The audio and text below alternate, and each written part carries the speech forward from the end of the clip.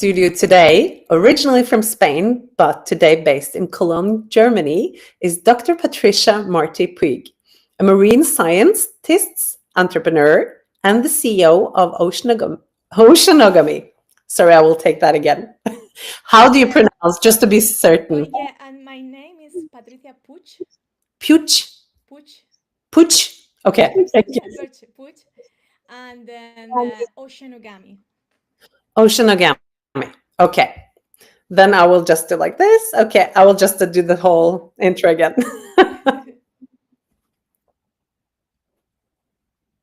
Welcome back to the Wavemaker podcast. Joining me in studio today, originally from Spain, but today based in Cologne, Germany, is Dr. Patricia Puig, a marine scientist, entrepreneur, and CEO of Oceanogamy, a global consultancy advancing ocean sustainability through marine policy, blue economy, and stakeholder engagement. With over 15 years of international experience, she has led impactful projects across 4 oceans, working with NGOs, governments, and the private sector. Patricia founded her company in 2018 and recently launched the Blue Society, a global community connecting ocean professionals. Her work bridges science and action, and she is extremely passionate advocate for multidisciplinary solutions and inclusive leadership in the marine space, which we fully support. So, Patricia, welcome to us. We're so happy to have you here today. Thank you very much. It's a pleasure to be here and support your initiative. Thank you.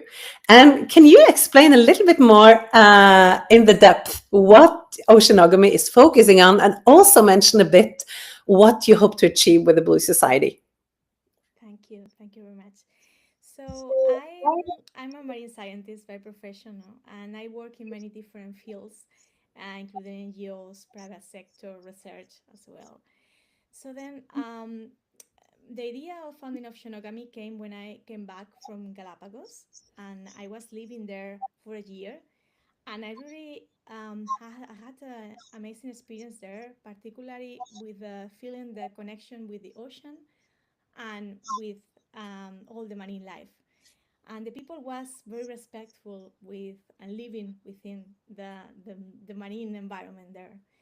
And then I came back to Barcelona, which is the city where I grew up, and I realized that people were still living looking with the back towards the sea. So we call it the espaldas al mar in Spanish. And I realized that there was still a lot to do in that sense. Of course, now has changed over the years. Barcelona has becoming a blue economy city, is becoming more towards the ocean. But still, at the time that I founded Oceanogamy, I started there locally, and then I grew more global. But I started particularly with the private sector, engaging the private sector for the marine conservation, engaging the researchers with the private. So and then later with NGOs, working with different as a consultant as well. I started as a freelance consultant, but doing this connection between the people of the society. So I will say that Oceanogamy helps to build a bridge between ocean and society. This is what we aim to do by connecting the different sectors and doing a stakeholder engagement. Excellent. And I just love the name of it as well. It feels so kind of regenerative or, natural. Uh, Actually, what it means, Oceanogamy, is gami comes from the Japanese word and it has many different meanings. But what I searched, it means one of the meanings is spirits of the oceans. So, or spirits, gami and ocean. So then this is what means for us, the spirits of the ocean to connect with the ocean. Wonderful. And I mean, you are already touching upon it, but one of the things we really wish to reveal and dive into for our audience, with all of you that we have on board the Wavemaker podcast, is to talk about their perspectives on future footprint and the vision for the future. Um, So, I mean, you have many years ahead of you in this game, but imagine you are back in Barcelona on your senior days, you're well into retirement, then you're looking back on your life and your achievements. How would you describe your vision and commitment then being in the future? Which footprint is it that you hope to have left behind Mhm. to have contributed through your organization and work into our world? Thank you. That's actually a big question. It is. And I never thought about retirement. I don't think I will retire really, even though I think I will still contribute in the ocean some way, maybe not as actively as now or no, but always trying to contribute, even if it's as a mentor or leaving a legacy. What I would like to leave, so this is why I started Oceanogami, and now I launched this project of the Blue Society to help to build a community of marine professionals and help each other. So we, so what I would like to leave with that, it's it's a mark and with the people more connected with the ocean, and also for the new generations to really feel more positive and more optimistic about what we can do really to protect the sea and to connect more with the sea. So I would like to leave a small footprint on that, a sea print on that. I know, alone, of course, I cannot do it. So that's why the purpose of being in a community and helping each other, as you do with your project as well, no? So helping each other and for this purpose to be more connected to the sea. Absolutely. We work under this, Japanese phrase that, uh, alone we are a drop, but together we are an ocean. And I mean, the power of connectivity and collaboration, building kind of the global village, uh, is so important. And especially in the time that we live in now, where there is a lot of fear, there is a lot of frustration. People are, and especially I think a lot of young people are losing hope Yes. in the future. So I think definitely like the work that you do and many others do on sharing solutions and building that momentum and the collective power is so important. Even though it can be thought of as like small steps, right? It is still, that's how the world is being changed by individuals. Exactly. And I'm also very curious to share with our audience. What was it that initiated your personal commitment and your journey from kind of science and into becoming an entrepreneur?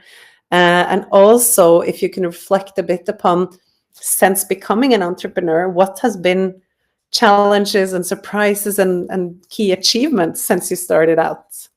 Mm-hmm. Yes, thank you for the question. So I actually started when I finished my degree in biology. I specialized in marine biology. Then I did a lot of research. No? What I was missing with research, it was more the application and the impact, to see the positive impact on the marine environment. So I really loved doing research, and I did a lot of research on corals, genetics, and coral restoration as well. So that was more practical. Um, and then with all this experience, I think it helped me a lot because I work a lot globally, from Maldives, Galapagos, as I mentioned, Sao Tome and Principe, so different places over the world and different with very talented people that I work with. This helped me to also to see what were the most the challenges and the opportunities as well in this sector. And the entrepreneurship, it called me when I came back from Galapagos, as I said. Also, I got a lot of help from the in Barcelona. There is a lot of support for women entrepreneurs actually, and for entrepreneurs in general. But I joined a woman entrepreneurship program, and that helped me through mentorship. No, that helped me a lot to build the idea of the company and to build the company itself.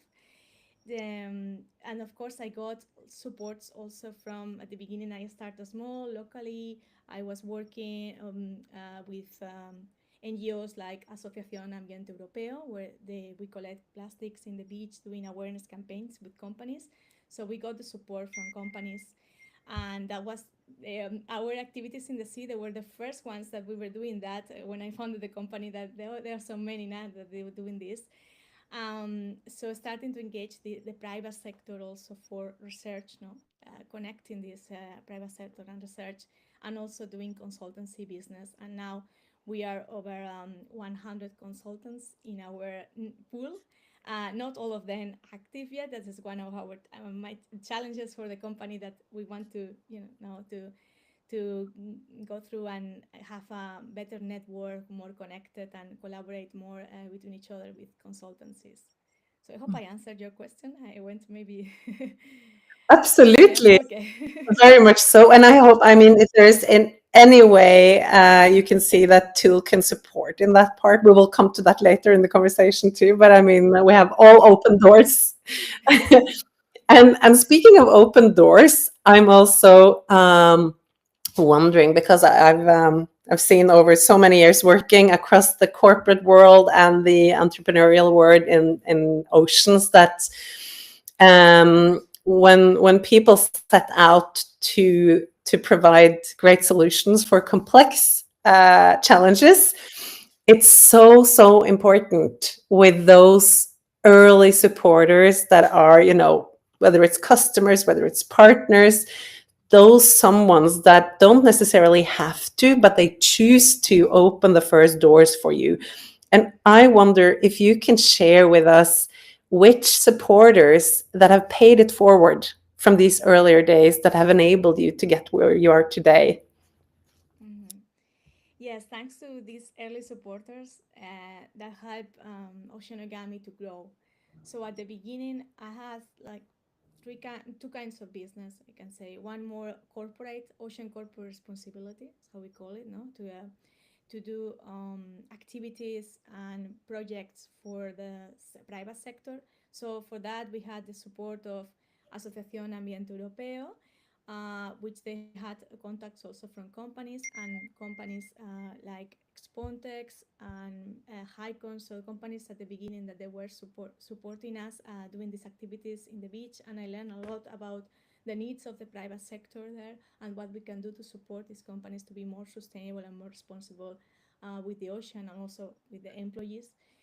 That was completely new for me, because I came from the research sector, more university, NGO, this kind of sector. And at the same time, I had a lot of contacts as well. This is very key also, to have good contacts through my PhD. I did my PhD in marine protected areas, so I specialized in that field, marine protected areas and stakeholder engagement in the Mediterranean. So I had a very good network, and we get on very well, and we do very great work together.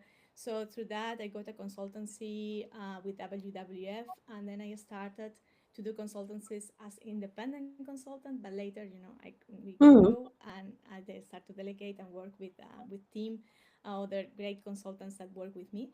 So this is how we started the beginning, the company, with the support of these NGOs, and then also with the support of the private sector that helped us start in the beginning. Excellent.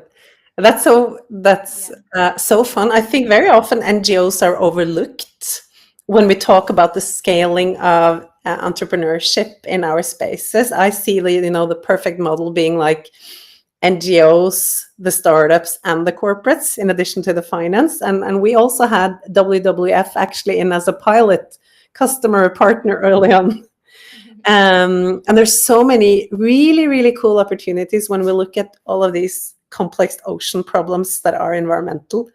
And then, of course, being solved through entrepreneurial spirits. And then I wonder, Patricia, what do you need today? Because with Tool aiming to, connect resources better to help the founders in a different way, beyond kind of the capital side, can you share with us the ideal type of well, partners, customers, other resources that you are seeking to source or team up with for your next stage of scaling? What kind of resources is it that you need to grow ahead? Mhm. So this is always a big challenge, particularly for the small companies or startups, to grow, and particularly with our business model that is more it's a consultancy business model, so it's based by projects. So now we are aiming for bigger projects, because we are doing at the moment consultancies that they are not really big. I mean, but they are also quite international. So we have consultancies in the Mediterranean. We are also doing projects. We did a project recently in Seychelles, and now we are applying for another one, bigger one in the Pacific.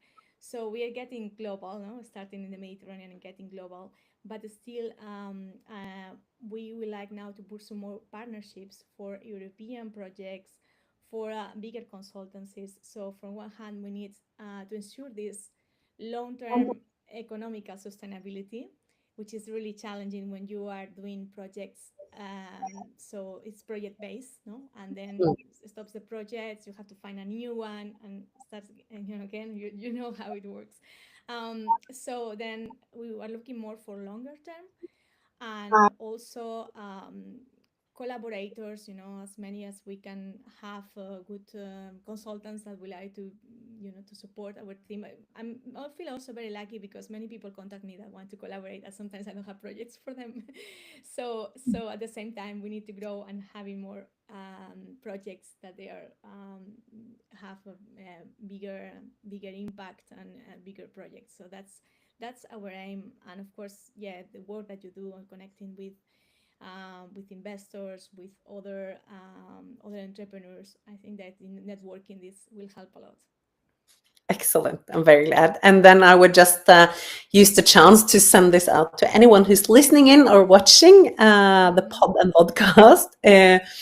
If you're a consultant looking for projects, or if you represent projects that need Patricia and her experts, then, reach out to her.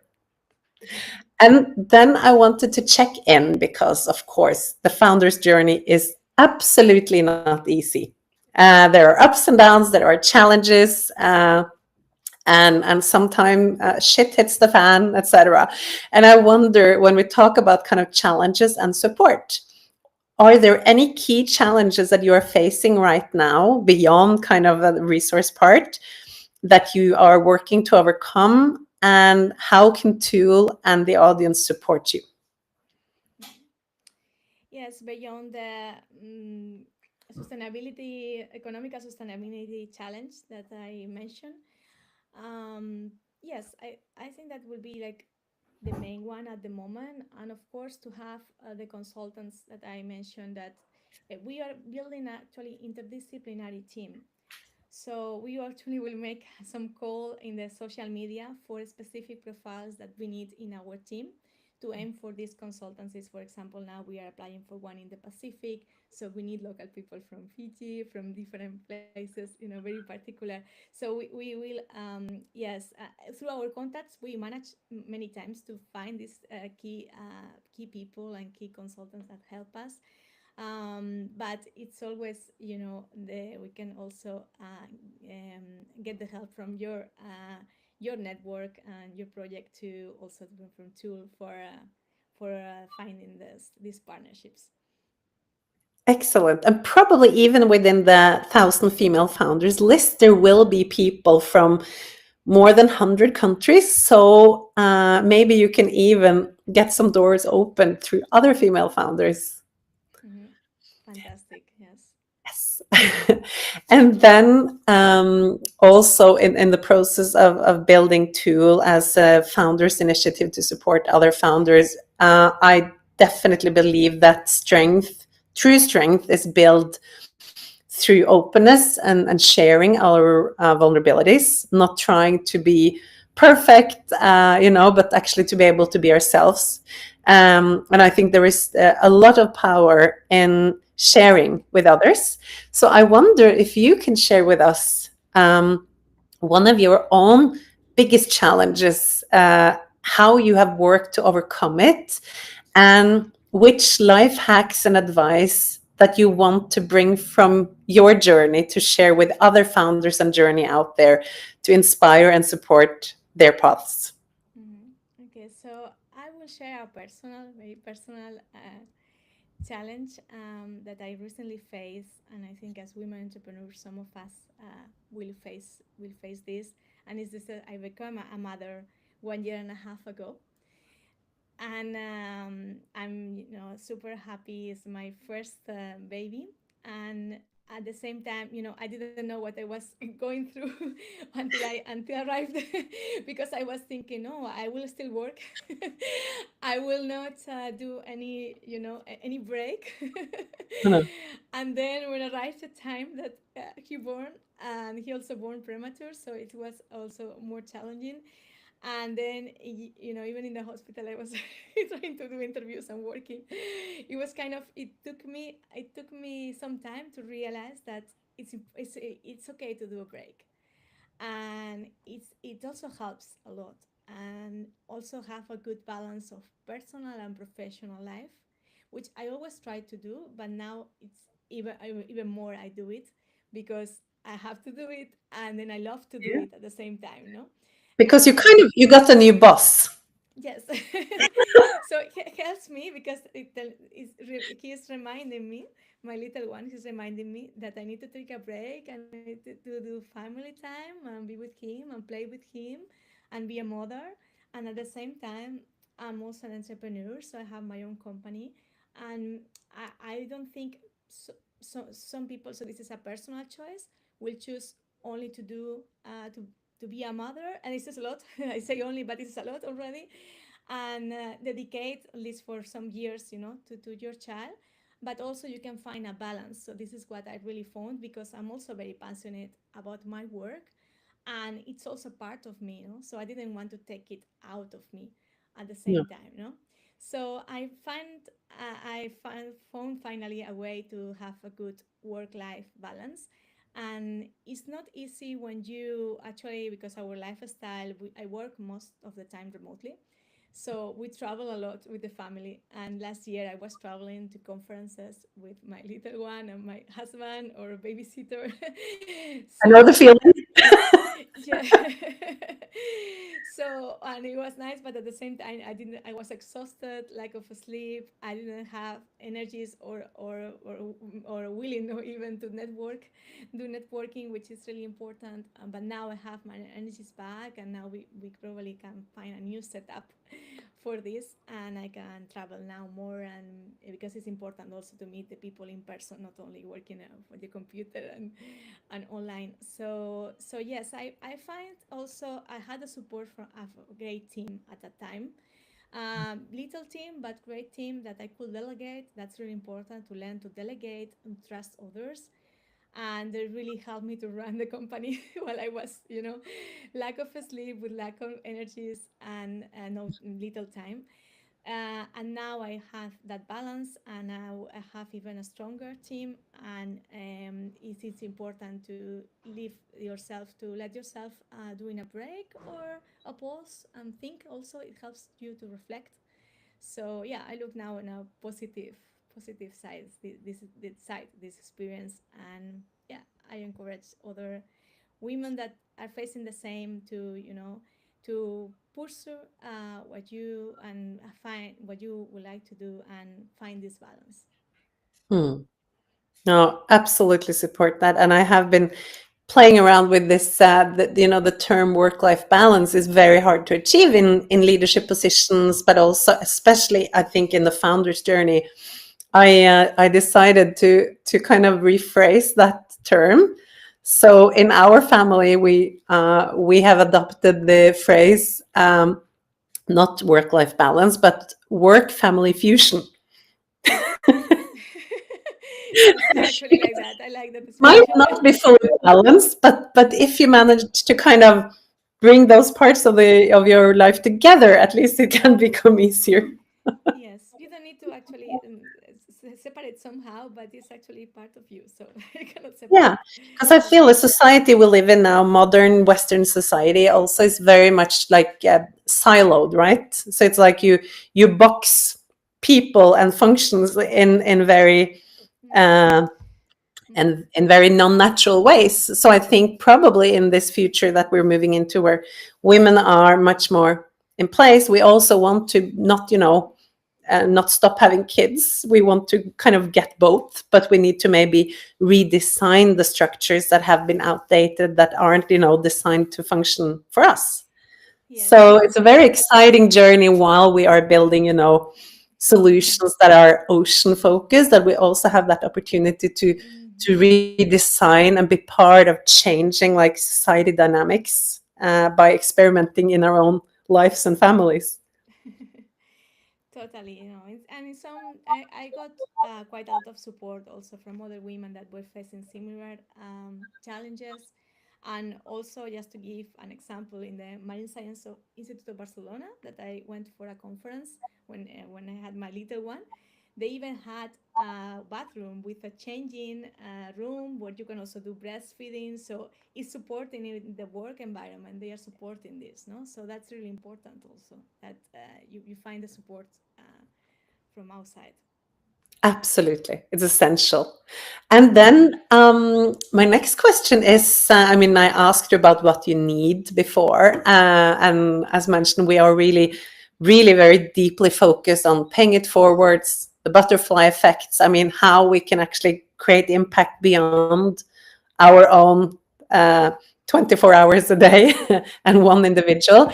And can you share with me how you and your company can be enabler and a resource to others entrepreneurs in the space? What is it that you specifically can provide that will be, essential resource for other founders out there? So I hope we give inspiration. I get sometimes I do also mentorship sessions for people who would like to become an entrepreneur or are looking for a career advice, no, and they get this inspiration through our social media, which we are quite active, giving either advice or sharing what we do. So um, I think in that sense we are providing these tools and tips and also sharing our passion why we do it, and then it gives inspiration to others. So this is what I would like to keep doing also. Keep inspiring others to pursue what they would like to pursue for this good purpose, which is conserving our ocean sustainable. Hmm. um, and then I always support these entrepreneurship programs as well as a mentor, or yes, supporting in many different ways the younger generation. So I really believe in that, no, that you learn. I'm also learning a lot from them. Of course, it's a dual learning, but through my experience, I hope I can share and give some advice to people who need that push or that inspiration. And for entrepreneurs that are building commercial technology solutions, etc., linked to ocean environment, I also assume that your work and your consulting firm can also be a really good resource for those that may not have the opportunity to do like full permanent hires yet, but that still needs access to um, the expertise in different fields that you represent. Mm-hmm. Yes, so through our consultancy network, we are hundreds of people with different skills, different skill sets. No? So more than welcome, to collaborate if they need a specific knowledge, a specific expertise. This is what we want to also to build with the Blue Society network, and then to share opportunities, share knowledge. So this is important, the networking part that many times we are missing, because particularly in the consultancy business we work a lot alone, and there are many solo consultants. And what I found when we are doing, sometimes we do these webinars within consultants, within our consultancy network, to share knowledge and share, particularly we share challenges and how we can overcome these challenges. So I found that most of them, they feel very, very solo consultants doing the only them the consultancy. Then what we do in our consultancy team, so this is how we work. We help to, when we see a project that we would like to apply, we write the proposal, we set up the team with the best, more, they are more fit for the proposal requirements, and then we write the call and to get the project. And then you are within the framework of oceanogamy, with the stars to get known, and we get more and more consultancies related to the sustainable blue economy, particularly marine protected areas. This is my expertise, but also others' expertise in the team. Communication also, we are quite strong. So what we want also to build is more interdisciplinary. So sometimes we miss, as I say, some profiles. So it's great to join together forces and collaborate. Yeah, that is excellent. And I also asked you to prepare one thing, which is, praising others, really. And that's related to champions around the world that we may not even know still. So which female founder or owner is it that you would love to have featured on the Wavemaker podcast onwards? Mhm.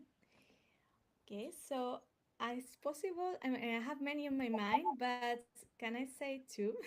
Is it okay? Absolutely. Feel free. Okay.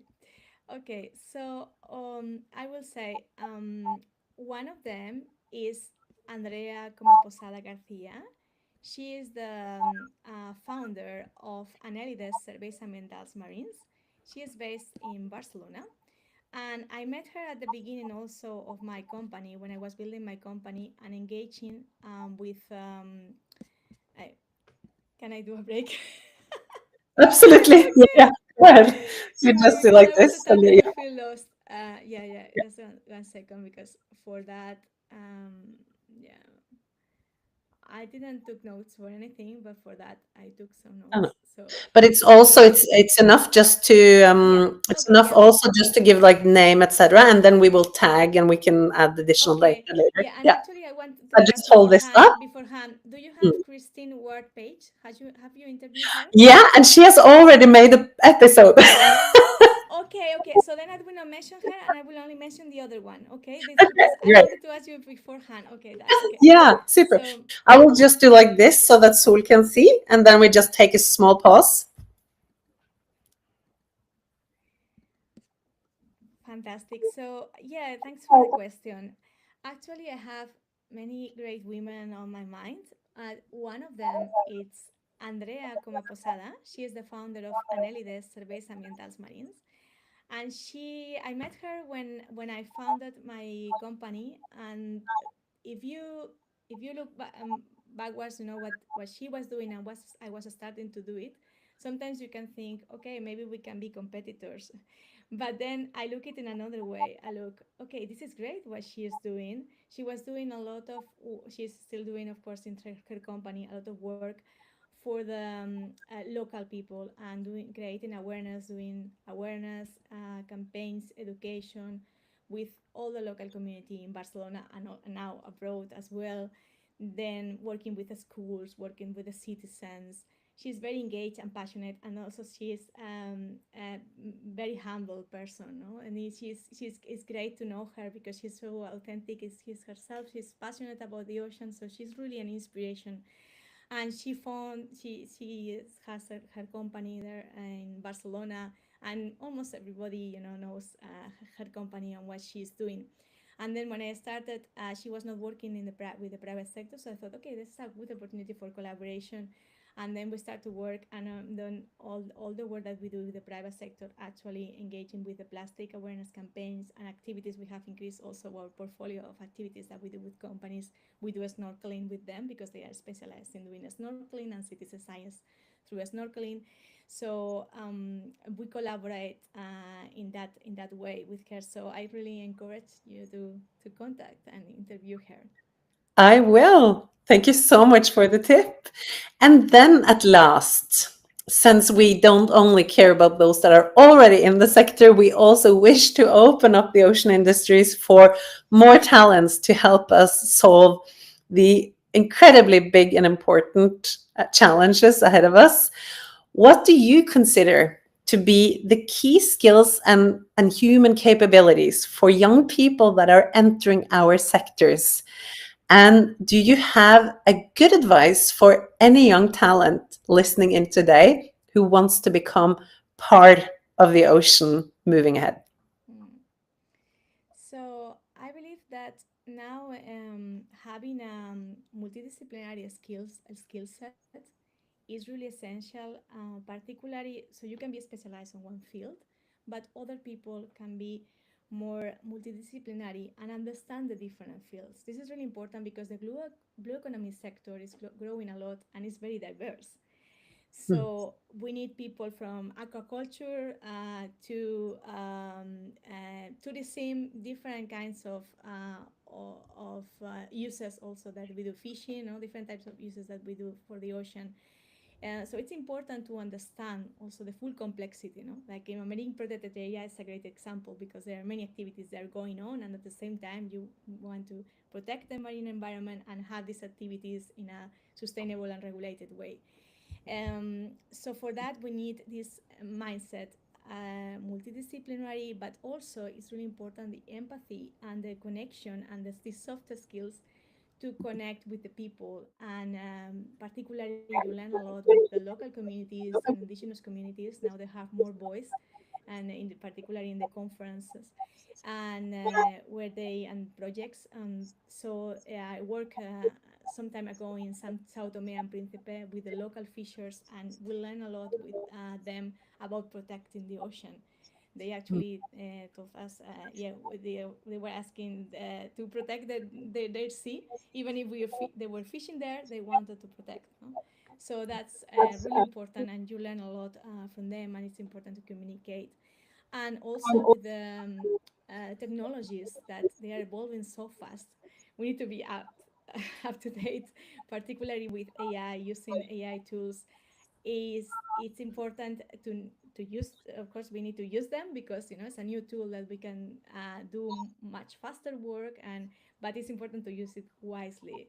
So really, your knowledge behind is important when you are doing the things. So really, yes, learn to use all these technologies, but in a wise way, thinking and using your your brain. We can say no. Always, we need. So in summary, will be soft skills, communication, empathy, tech skills. Really important. That will be the two main things. Thank you. Those are great inputs. So I hope talents out there take that advice with them. And well, Patricia, it has been so nice diving a little bit deeper with you. I really look forward to keep following your journey and stay connected. Thank you so much for taking the time with us. Thank you for the invitation, and I look forward to see you soon in person.